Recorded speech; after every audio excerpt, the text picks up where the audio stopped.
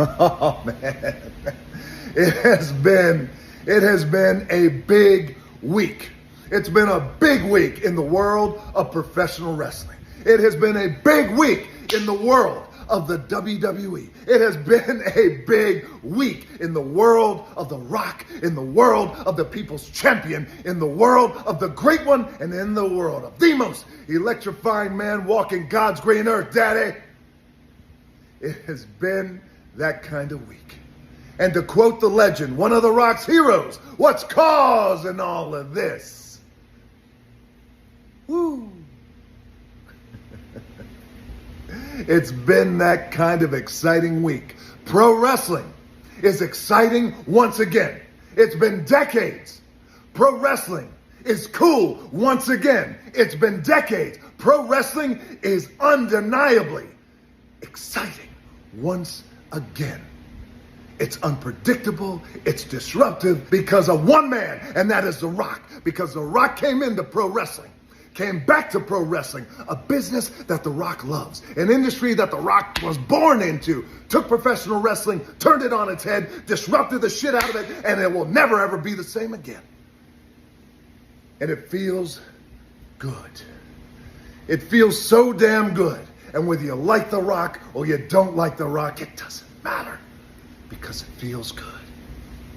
Pro wrestling is back on top.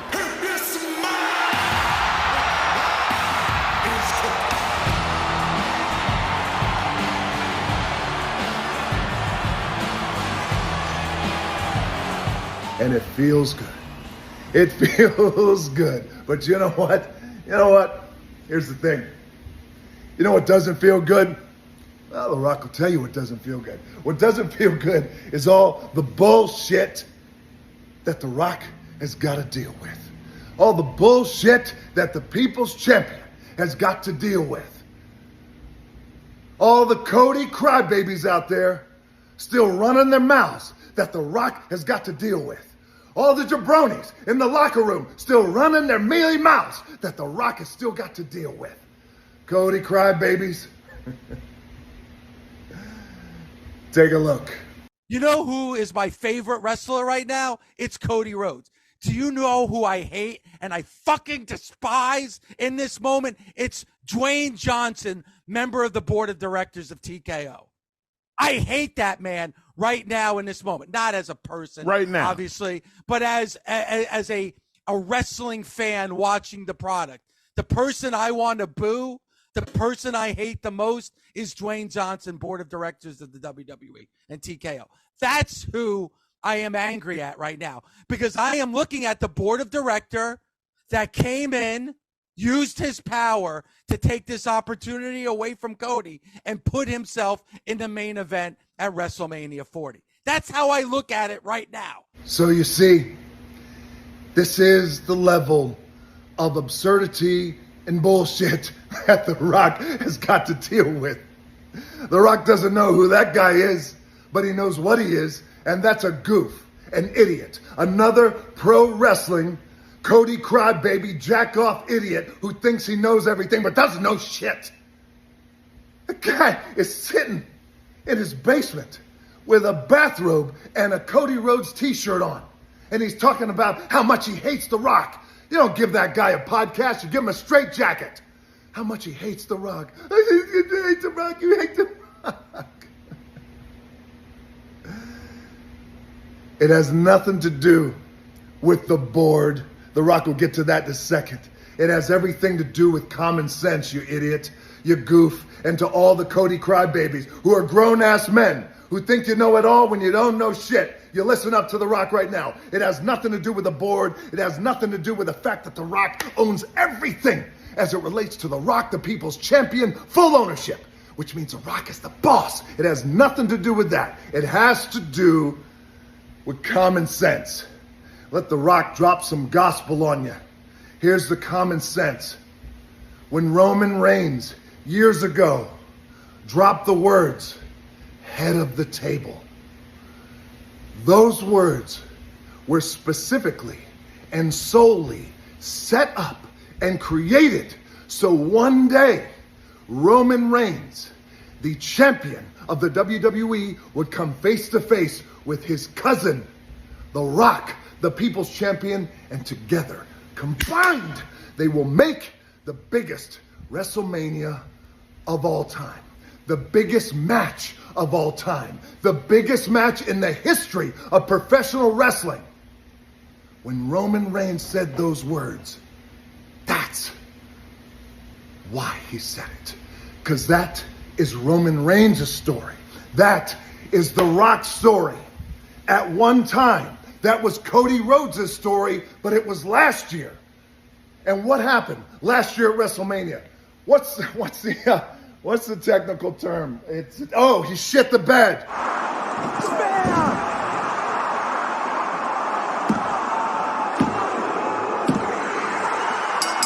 That's what happened. And then The Rock comes back on January 1st of this year. It's a big year. You know it, and The Rock knows it. It's an exciting year. You can feel it in the air. You can feel the mana. 2024, we're going to kick it off the right way. The Rock goes out there in front of that crowd in San Diego, California, and said exactly what he promised he was going to say, because we had an agreement. And that agreement was The Rock was going to go out there and he was going to test the waters. And he was going to see how the crowd reacted. Where should The Rock sit? You remember. Should The Rock sit at a booth? Crowd didn't know where I was going. Should The Rock sit at a bar? Bigger reaction. Yeah, The Rock loves a bar because The Rock loves him some tequila. Or should The Rock sit at the head of the table?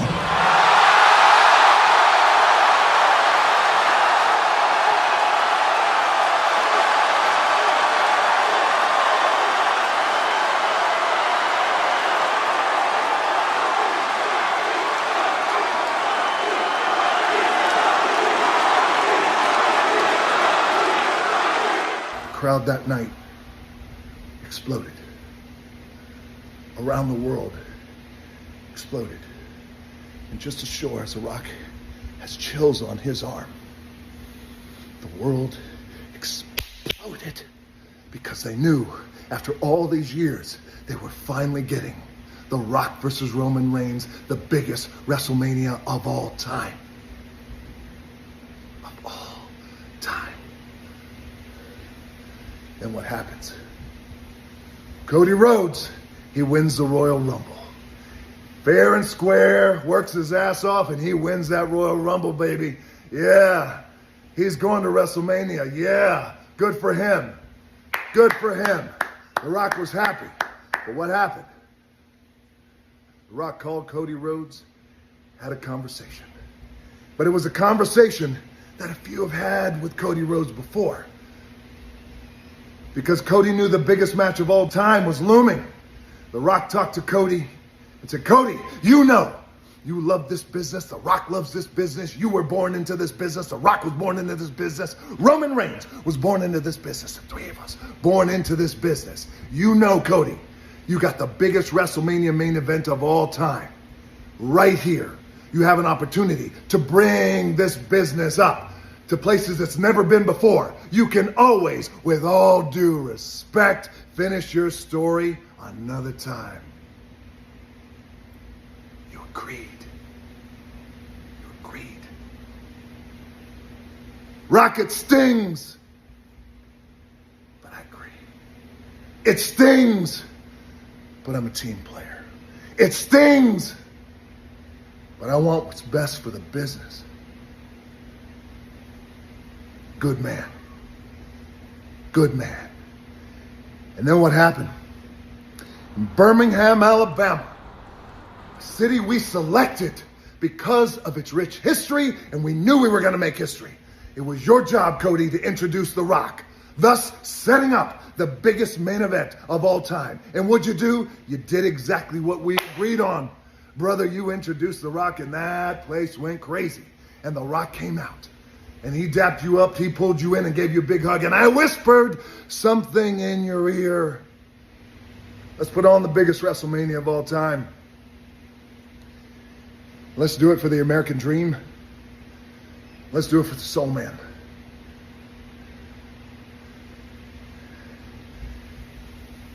And I gave you a hug. You hugged The Rock back. And what'd you do, Cody? You walked out of that ring on live TV. And you turned back and you looked at The Rock. And instead of looking at The Rock saying, yeah, go get him. Let's make history. Instead of that, what'd you do? You gave The Rock a look. And it's the same look you gave the world. Like The Rock went out and ran over your goofy ass dog. That's the look you gave. Like The Rock ran over your goofy ass dog.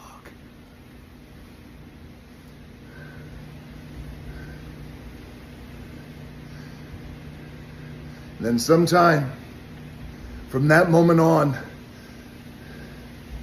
until Las Vegas, you changed your mind. You know what? That's no problem. You can change your mind. You have that right. And The Rock accepts that. Everybody has a right to change their mind. The Rock accepts it. You changed your mind. But here's what The Rock doesn't accept. Is how you did it.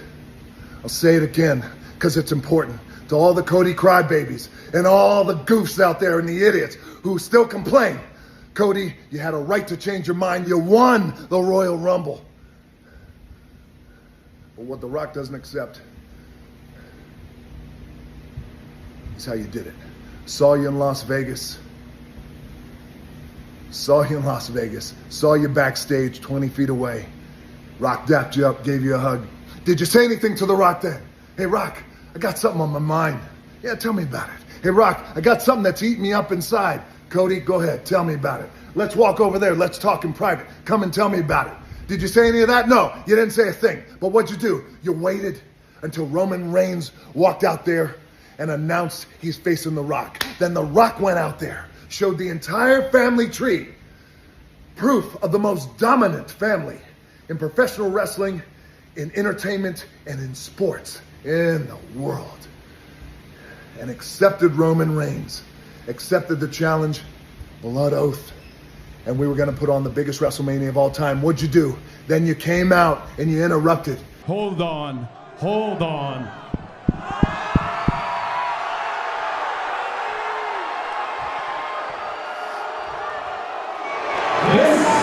This right here is bullshit. You said it was bullshit. Yeah, it was bullshit. You could think it's bullshit, brother. Not a problem. But you know where you really screwed up? It's when you talk shit about my family. All the Cody crybabies. No, he didn't. No, he didn't. Shut your mouths. You talk shit about my family. What'd you call them, Cody? It's not a family. They are nothing but lackeys, but yes men. They're goons. Then you spoke about Roman's grandfather, and you spoke about my grandfather, the great High Chief Peter Maivia. If your grandfather was here, if the High Chief, his grandfather, was here, they'd be ashamed of you. I did to you, Cody Rhodes, in that moment what I would do to you 1,000,000 times, which is slap the taste right out of your mouth.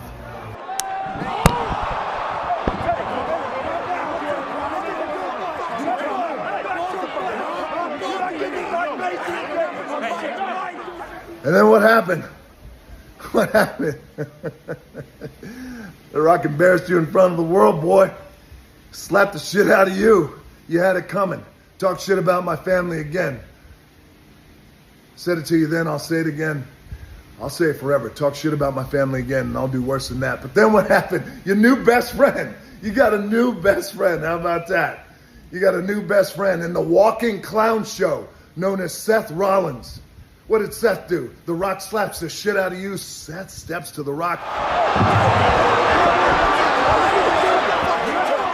The Rock pushed him back, gave him a little love tap. Get back, boy. You don't want any of this. The Rock doesn't know you. You don't know The Rock, but you don't want to know The Rock in that way. This is none of your business. The Rock doesn't know Seth Rollins, never said a word about Seth Rollins publicly, privately, doesn't matter. Doesn't matter. The Rock has no idea. The Rock has no idea why this man is getting in our business, but he did. And not only that, but then he just can't help himself. Like a lot of the jabronis in the locker room just can't help himself and start talking shit about The Rock. Take a look. Yeah, he's going to open his mouth. He's going to run his mouth. He's going to say the same crap he's been saying for the last 2 decades because he can't come up with any new material. But the bottom line is, and I've said it before, he's an afterthought. This is our story. It's our era. We built the last decade of WWE, this Elimination Chamber show, WrestleMania, the biggest ever. We built it without him. So he can come in, he can get what he wants, he can take his little piece, and then he can go back to Hollywood and do his thing. Because we got this thing, but we don't need you, big guy. You don't need The Rock, huh? Rock, we don't need you. You don't need The Rock. If you were a little smarter, Seth, you'd realize how stupid you sound. Let The Rock drop some gospel on your goofy ass. You need The Rock in ways that you can't even imagine. Here's some gospel.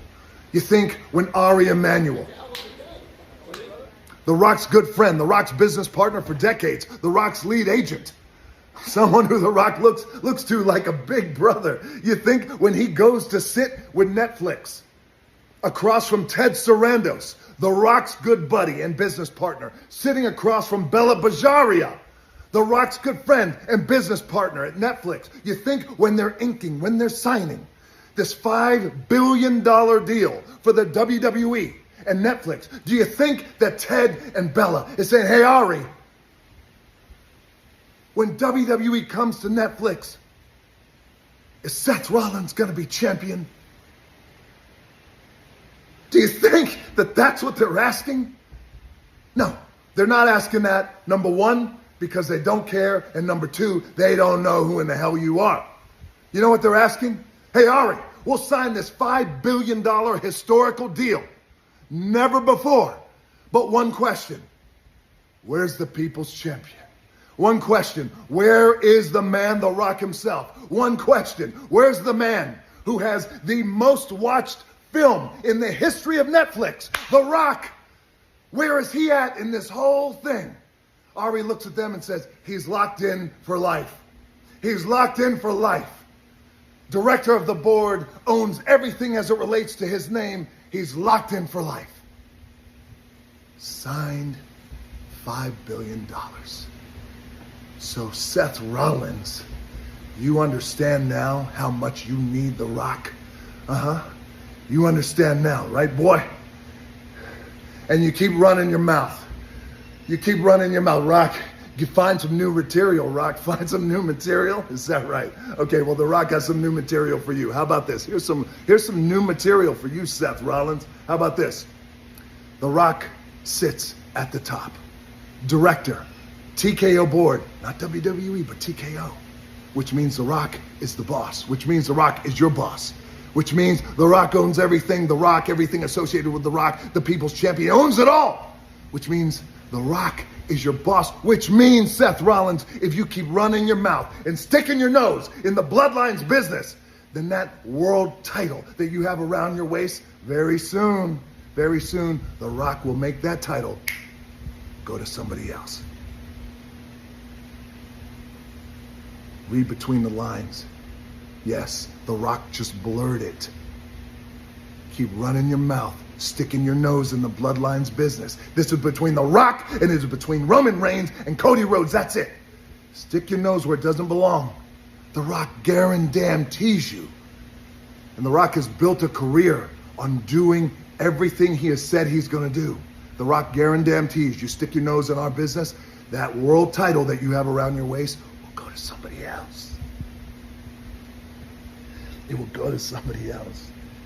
And there's two things you could do about it, Seth. Nothing and like it. You keep sticking your nose in our business. The Rock and Roman Reigns are going to beat your goofy ass right back to the circus with the rest of the clowns.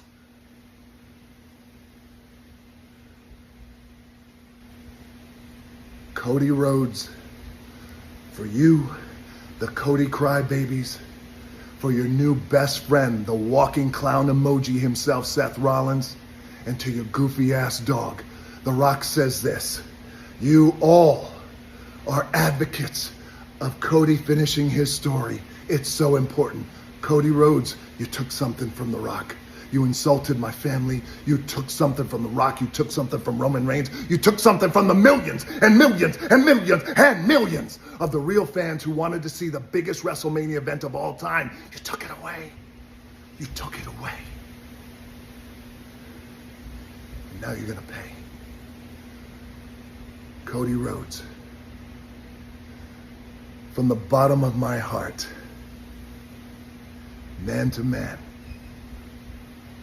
fuck your story.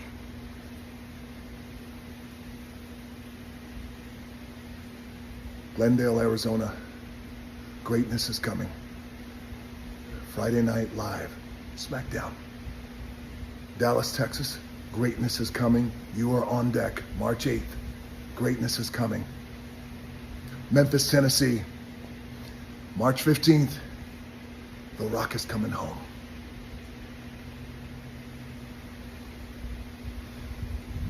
If you smell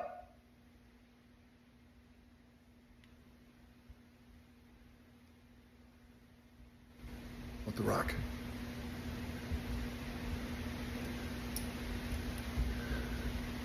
is cooking.